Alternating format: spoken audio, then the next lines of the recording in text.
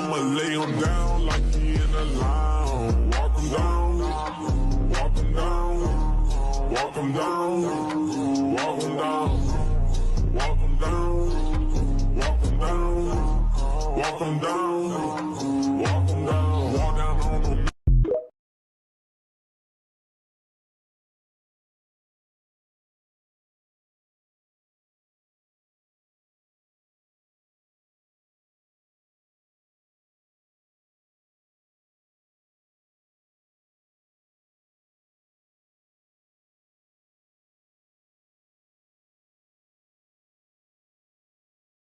Brooke's entire elegance was a gift. One of the most famous gentlemen in anime grew up eating frogs in a garbage pile. The king who saved him is the reason he's never stopped smiling.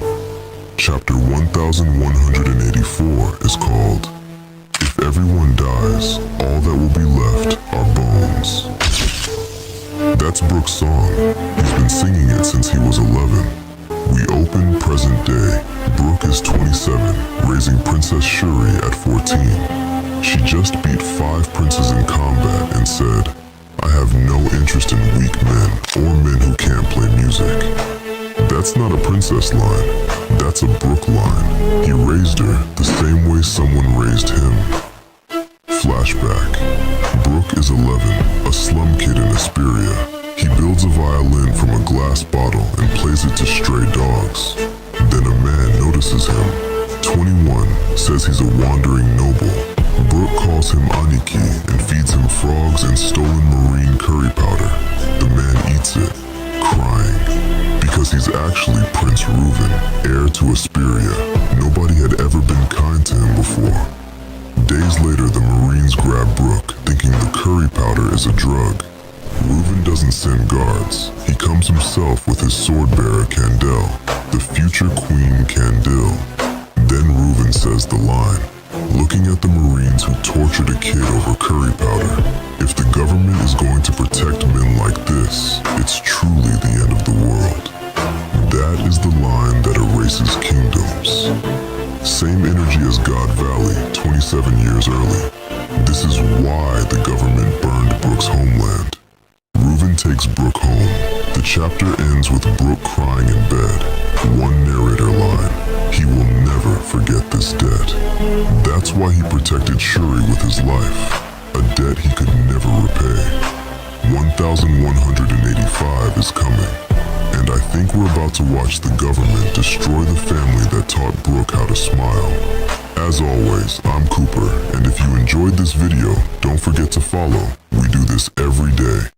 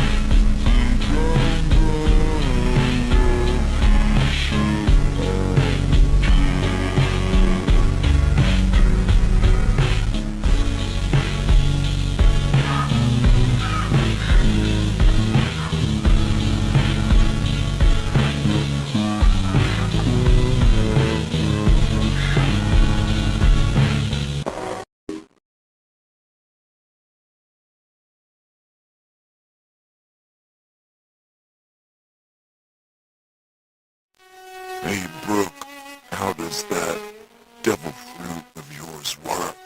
Who knows? This is my first time dying. What if the revive fruit really does bring me back to life after I die? I will deliver this to him without fail. And don't dial. I'll take the boom, the song he and our captain love. The song we've all shared so many times. And when we meet at that cave, you'll know this crew died without regrets. That we kept our promise to our dear friend. We're coming right back here. You just wait for us.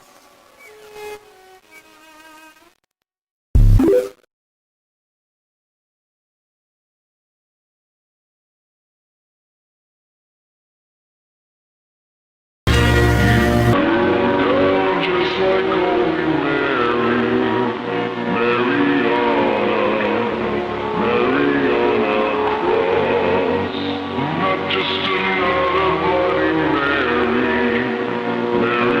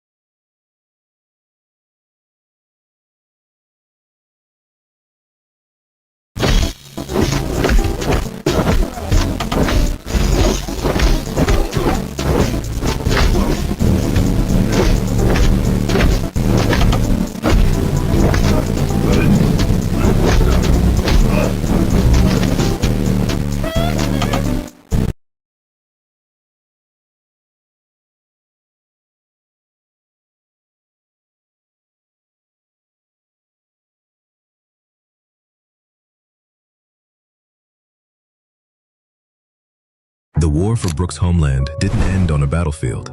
It ended inside one throne room, and Brooke walked in a minute too late. So, chapter 1185 just dropped, and it's the entire fall of Esperia. Let's get into it. It opens with young Brooke becoming Candel's disciple. She teaches him to fight and how to act. School gets offered. Brooke turns it down on the spot. It would cramp his style. And the funny part, Kid Brooke is already asking to see panties. Candel's fix isn't to stop him, it's to make him ask politely. The most famous running gag in One Piece started as an etiquette lesson. But then, Candel tells Brooke something that flips chapter 1184. She sharpened her swordsmanship for one reason, to stay beside Prince Leuven. So when he takes the throne and marries her, the celebrations feel like a live concert. And out of that comes Shuri, the jewel of the country. Quick detail nobody's gonna catch. Shuri's trainers say she moves like she can see the future, which sounds kinda like observation hockey in a teenager. Then a world government ship drifts ashore, carrying celestial dragons. The kingdom panics. Candel is bedridden for months. Brooke's guess is the stress. And in Shuri's 15th year, a thick mist shrouds the island for half a year. As it turns to toxic smog, the kingdom's treasured instruments decay, and the narration says joyful melodies gave way to the sound of coughing. Hundreds die. And on the next page, a funeral portrait. Queen Candel and Leuven at her grave. Now the line that explains the war. Esperia can't pay the heavenly tribute, so the world government offers a deal. 1,000 citizens as slaves, and the tribute is waived. But read it closely, it only waives this year. The demand never ends, which is why Leuven says it out loud. This means war. Our enemy is the world government. The ships take 2 months to arrive, and Brooke spends them singing tall tales to keep the people laughing. Right up until the report lands, they're on the northern coast. The war spread is brutal, but the final page is on another level. Brooke opens the throne room doors. Shuri, with wings and horns, standing over her father's bloody body. Above Leuven, a black flame figure that looks kinda like Mars. And on the steps, an unknown man just watching, likely a holy knight, or someone even higher. Then Shuri looks at Brook, smiling through tears, and asks him, "Aren't you happy?" But we've only ever seen black flames around one being in this story. We're on break next week, which is cruel. But that figure on the steps, I don't think he was just watching. I think he's the one who walked Shuri out of that burning room and into Marie-Joie. That's the next video. As always, I'm Cooper, and if you enjoyed this video, don't forget to follow. We do this every day.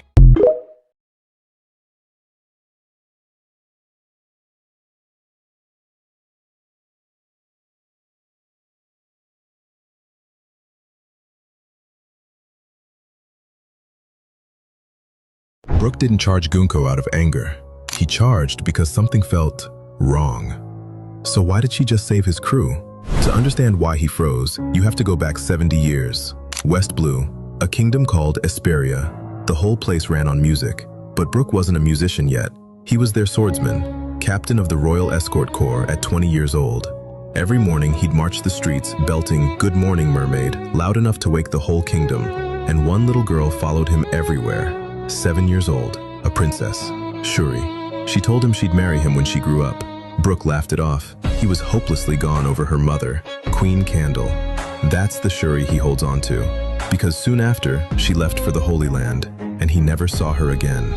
That kingdom is gone now, which means Shuri should be 77 years old. She looks nothing like it. So when Brook saw Gunko's face, he didn't charge with a grudge. Something felt wrong. His words to the crew, "Not an enemy, just someone I never imagined to see again." Gunko has 3 distinct personas. Her original self, the demonic form Emu drives, and a third one, the crew literally named the persona that saved us. Because while they sat there tied up, the ropes just came loose. It wasn't luck. She looked right at Brook, screamed his name, and told him to run.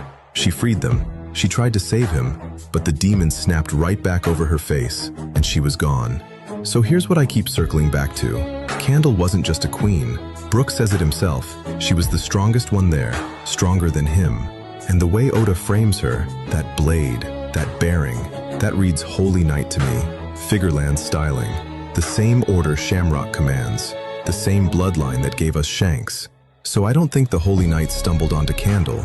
I think they came for her. That trip to the Holy Land Brook mentioned, I don't think it was a visit. I think it was them taking her. Shuri followed her mother in, and that's the one road where a West Blue princess walks back out kneeling next to Emu. Even the Muron gang hunting Candle for years starts to fit. Nobody chases a queen that hard. They chase what she is. So when the crew demands he choose, keep her alive or end it, Brook says, "I can't shake this horrible feeling in my chest." That's a man watching a girl he knew at 7 use her one free second to protect him, the same way he once protected her. Oda hasn't shown us what actually broke Esperia yet. That's 1184. But I think I already know what the Holy Knights wanted with Candle. And if I'm right, it changes why Emu keeps Gunko frozen at all. That's the next one. As always, I'm Cooper, and if you enjoyed this video, don't forget to follow. We do this every day. Everyone is wrong about Gunko. Listen up. Chapter 1173, it was finally revealed how Brook and Gunko are connected when Brook refers to her as Princess Shuri, remarking that her blue hair, dual eye color, and love of his music all line up with her being the princess he once knew before he was ever a pirate when he was the leader of a royal battalion. Now this was all somewhat expected by the fanbase as we had already seen an underlying connection between the two. But what was not expected was that their relationship was not friendly. Brook refers to her as his patricidal princess who took away the man who he owed everything, meaning that she had offed her father, their nation's king. Now, most people are going to draw the obvious connection to the story we just saw unfold with Harold and Loki, and assume that Emu either possessed Gunko and killed her father, or possessed her father, forcing Gunko to kill him. But I see several flaws with this conclusion, and I doubt Oda is going to show us the same explanation twice in a row. You see, Loki doesn't blame himself for his father's death. He blames Emu and the world government, who were truly responsible, and thus he hates them. He would never serve them. So of course when they come asking, he refuses their offer to become a God's Knight. So I think if Emu was the one who was truly responsible for Gunko's father's death, Gunko would hate Emu as well. Just like Loki, she would refuse. She would never serve Emu. Yet it appears she's willingly given herself up to Emu and become their loyal servant. This leads me to believe that it truly was Gunko herself who was responsible for her father's death and was unable to live with herself afterwards. So when Emu came came, preying on her vulnerability, offering to suppress her memories and forge her into a new person, Shuri, to Gunko, she willingly submitted. And when Emu asked Gunko, "Are your memories returning to you?" it doesn't come across as something Emu has forced on Gunko. It comes across as something Gunko doesn't want to happen, something she fears. But when her memories do start to come back and she remembers Brook, she tells him he needs to run. When Brook confronts her about her father, she seems filled with guilt, suggesting she truly is a good person inside, so why would she do something so terrible? And I believe the answer lies in her dual eye color, suggesting a second soul residing inside her, just like we saw in Dressrosa with Cavendish and Hakuba. A terrible curse that both of these royal children were born with and something they have no control over. And I believe it was this secondary entity dwelling within Gunko that killed her father. Emu then offered to suppress or even replace this entity in exchange for servitude, as well as erasing her memories. For Cavendish, losing control was tied to his consciousness, but for Gunko, it may be connected to her mouth in some way. She always has it covered when we see her, so perhaps it is tied to her speech, yelling, or even singing. Follow Stretchy for more.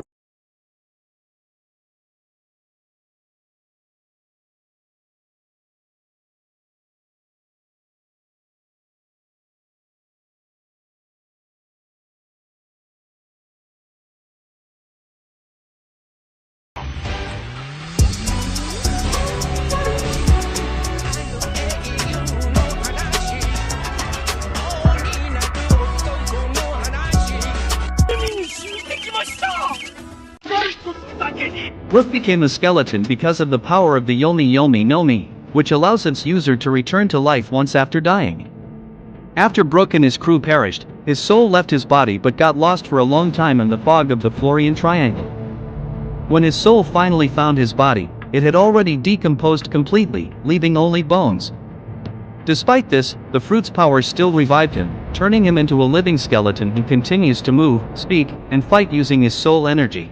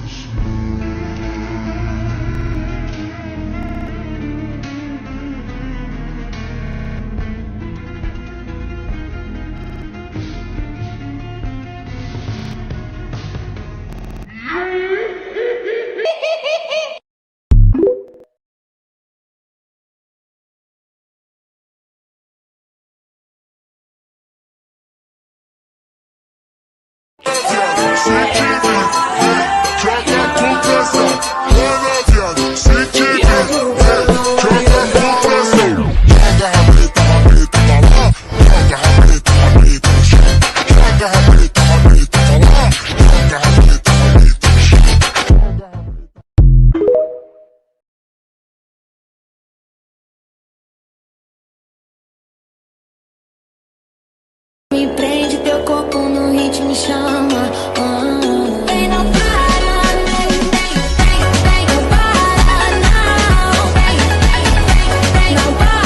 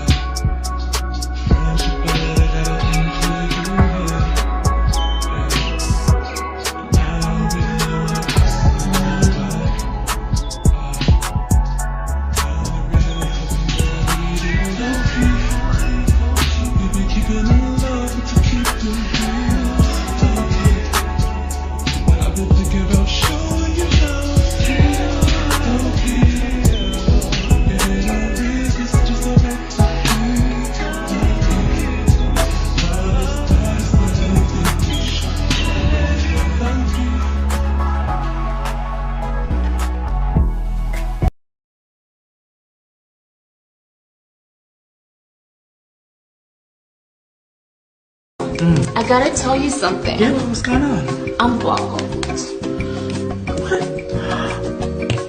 Girl. Me too.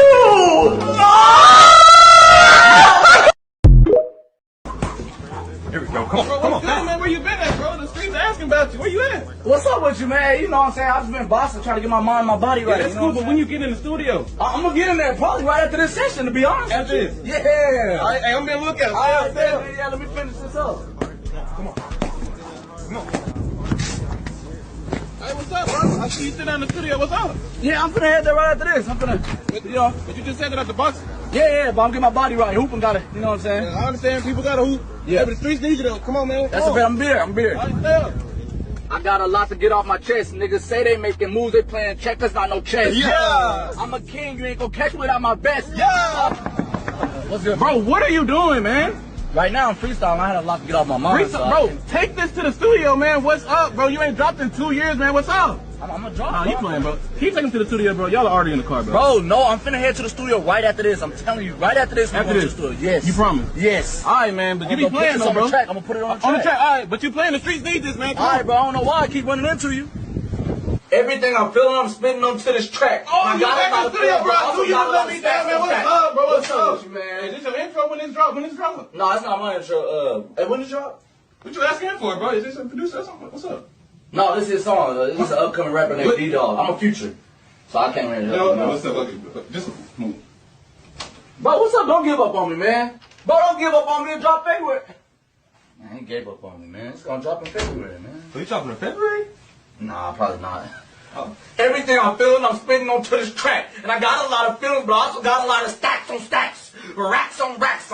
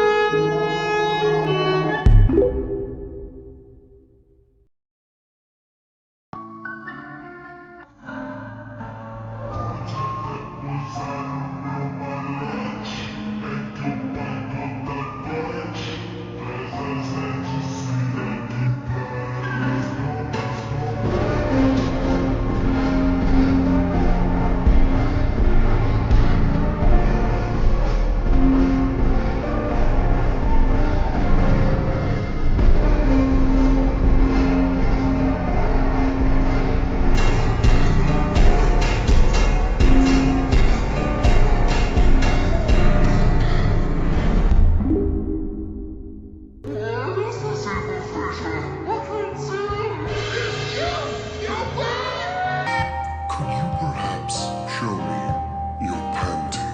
Yeah, right! Bring up a good point. I'm already starting to feel goosebumps on my skin. Well, except for You don't have any skin because you're a skeleton. Chopper. Skull jokes are the only thing I have. Please don't take that away from me.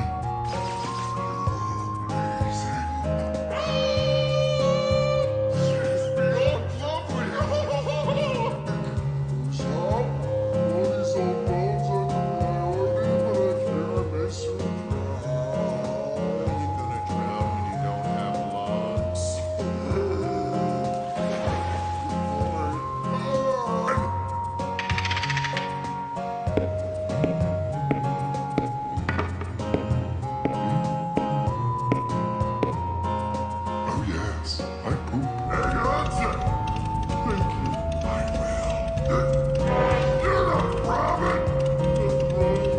Romance. Can't argue with that. The warmth and Marco's kindness is radiating from his face. I can feel it in my bones, just like everything else. That's all I got. Thanks, Marco. That was great.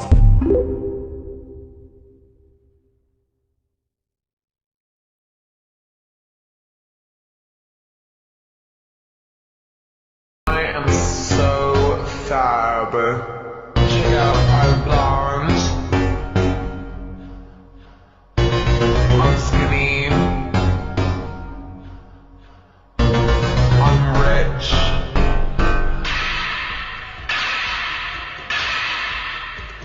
ねえ、あいつらそっくりじゃねえか。嬉しかった。いや、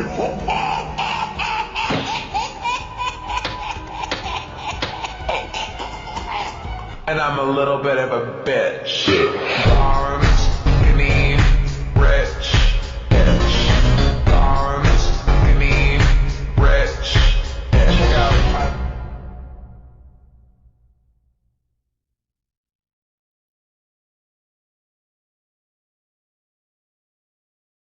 思い出すだけで傑作。こんなことになったのは誰のせいだと思ってるんだ。助けて、殺されるって。あ、私もう死んでました。よほほほほ。Let's get from on the so we got your own.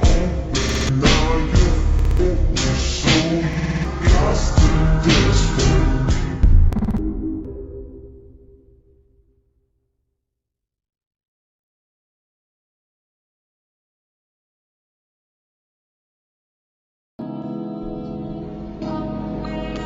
There's one thing about Sanji. He's kind to a fault. So I thought right from the start that he might not be returning to our crew. That isn't to say I figured out exactly what trap you've set for him. But knowing Sanji's considerate nature, if he's made up his mind to sacrifice himself to someone, then he will not back down.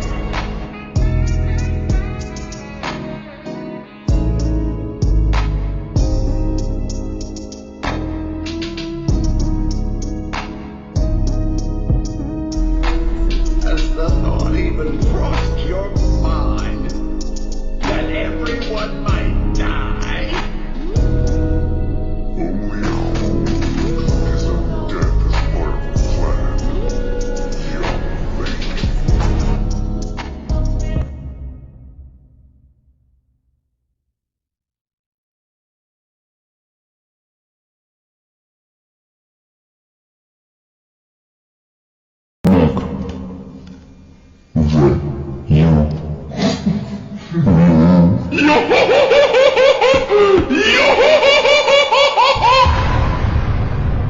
So what do you think? You gonna join my crew? Use a musician, huh? Come on, you got your shadow back. You can sail anywhere with us now, day or night. It's not that easy for me. Although I'd like to, there's something important I haven't told you yet. What's that? I have to keep my word. I made a promise to a friend. It's still my life's goal to fulfill that promise. And if I don't, I wouldn't have the right to call myself a man. Oh, you're talking about Laboon, right? I know about that. Frankie and the guys told me the whole story. You can imagine how surprised I was. It's pretty crazy you turned out to be one of the friends he's been waiting for. Kind of feels like me, huh? Even after all this time, he's still doing okay. My entire life.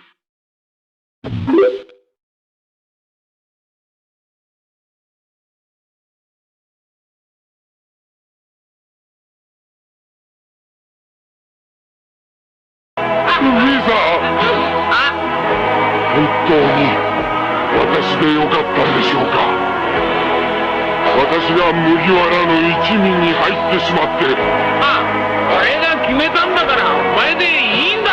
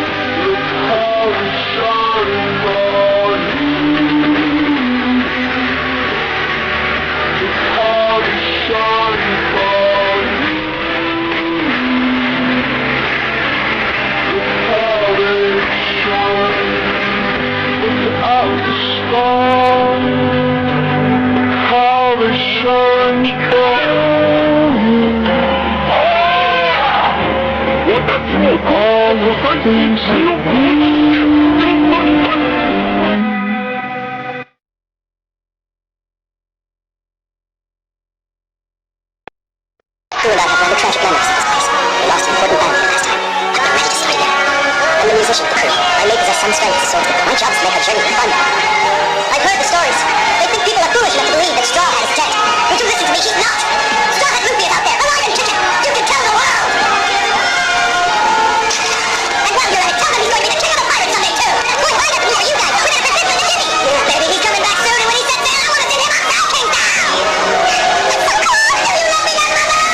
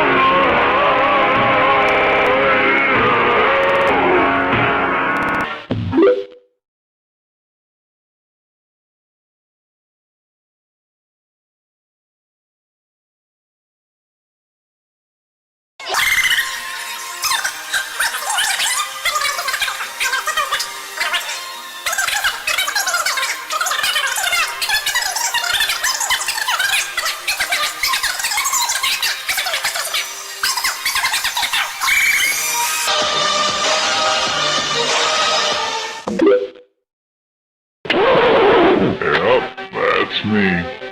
You're probably wondering how I ended up in this situation.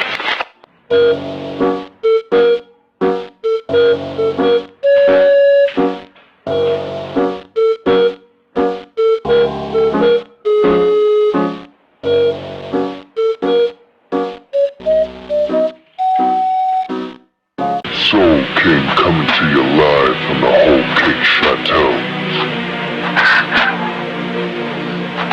Ladies and gentlemen, let's get ready to rock!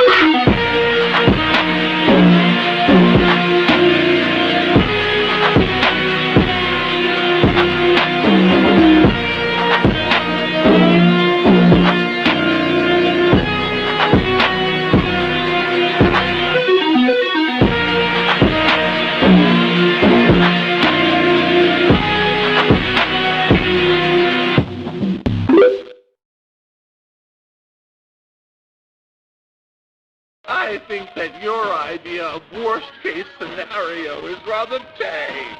Sanji staying behind, that's the worst outcome. Try again.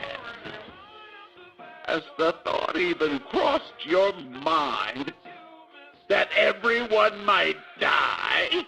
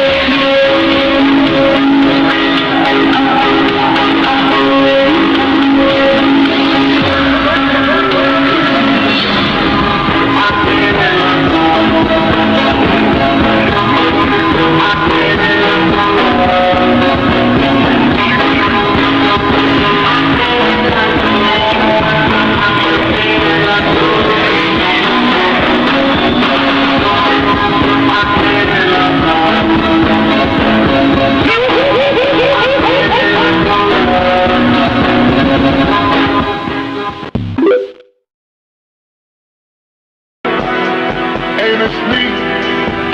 Aim it, aim it, aim it, aim it, aim it.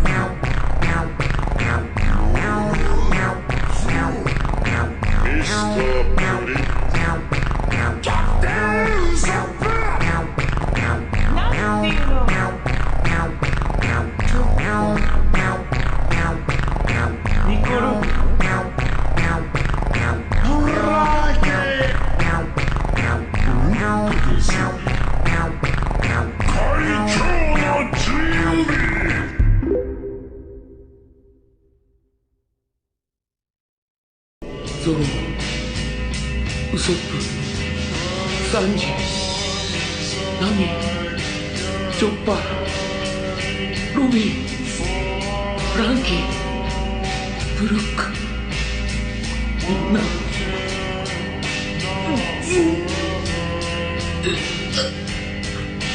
仲間一人も救えない。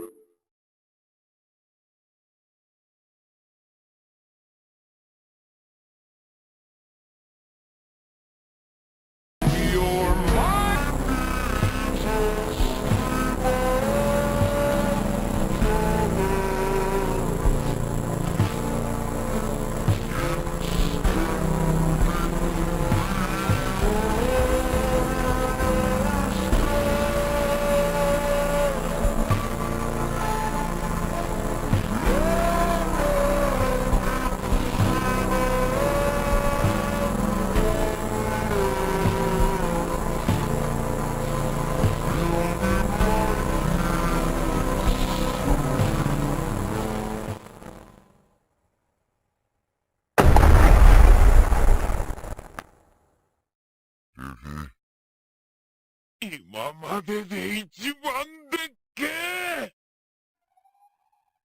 宴をやろう。わしの答えは決まっとる。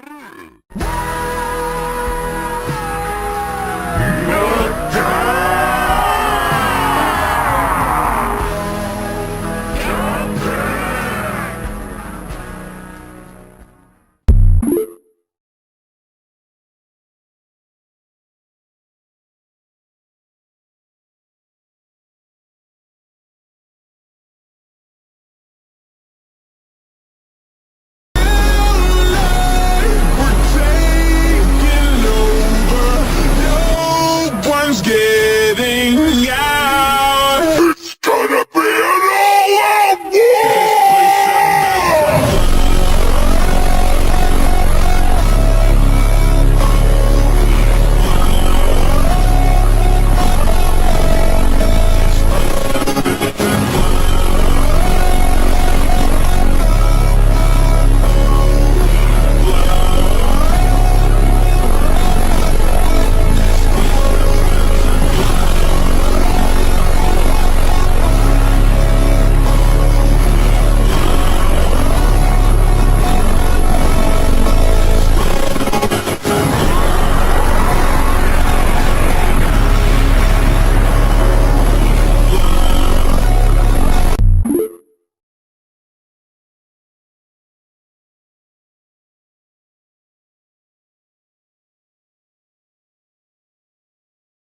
私に守ってくれる強い仲間がいるから。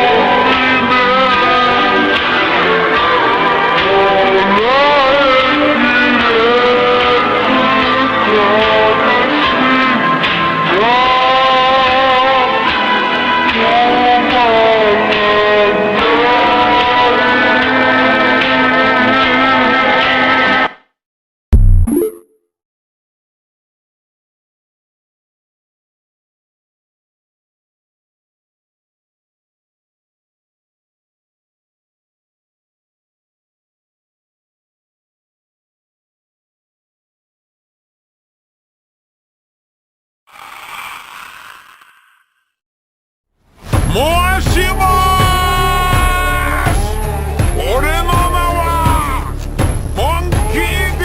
ルフィ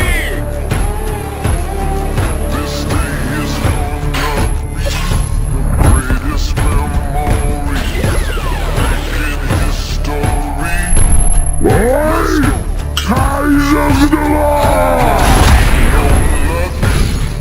That golden touch, time to light it up. Let's go. Get ready for it. Stop. Get ready for it. Yeah, this is it. Yeah, this is it.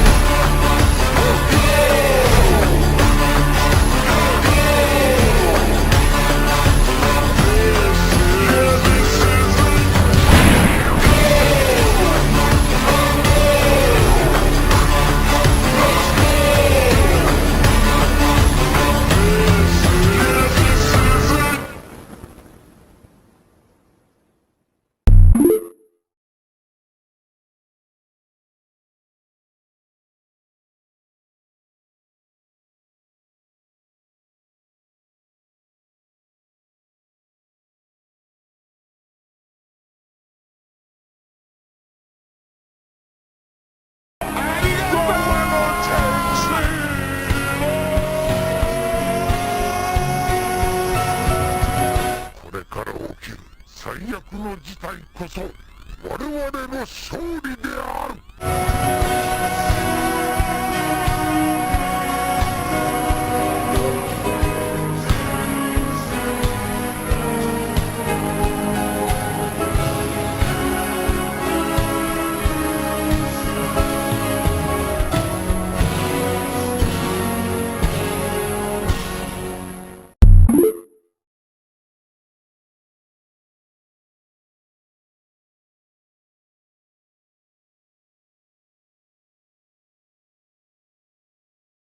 Just saying, hey, come home, you know you can't roll without a